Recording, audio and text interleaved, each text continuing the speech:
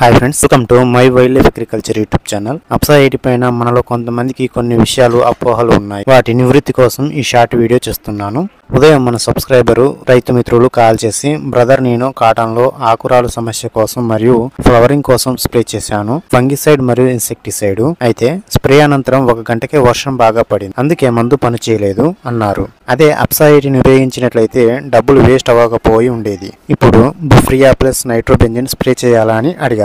నేను మీరు అప్సా 80 కలిపి స్ప్రే చేశారా బ్రో అని అడిగాను. లేదు బ్రదర్ అని చెప్పారు. గ్రూప్ లో ఉన్నాను మరియు ఛానల్ కూడా ఫాలో అవుతున్నాను, చూస్తూనే ఉన్నా కానీ తీసుకోలేదు బ్రదర్ అని అన్నారు. రీజన్ ఏంటి అని అడగగా మా దగ్గర లేవు అని అన్నారు.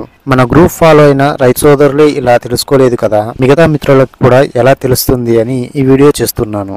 మన బ్రదరు ఒకవేళ అప్సా 80 ఉపయోగించి ఉంటే 30 నిమిషాల తర్వాత వర్షం పడినా లేదా 15 నిమిషాల తర్వాత వర్షం పడినా గానీ 99% పనిచేసేది ఆ మందు. డబ్బు వృధా అయ్యేది కాదు. మీరైనా నేనైనా ముందు అమౌంట్ పే చేసిన తర్వాతనే ప్రొడక్ట్ వస్తుంది. క్యాష్ ఆన్ డెలివరీ ఉండదు ఆమ్వే కంపెనీలో. బయట దొరికే నకిలీ అప్సా 80లను వాడకండి, మోసపోకండి. మన ద్వారా తీసుకున్న అప్సా 80 రిజల్ట్ లేదు అంటే నేను రెస్పాన్స్ అవుతాను, కానీ మరి మీ ఇష్టానుసారం బయట దొరికే నకిలీ అప్సా 80లను తీసుకొని రిజల్ట్ లేదు బ్రో అంటే మనం రెస్పాన్స్ కాదు కదా.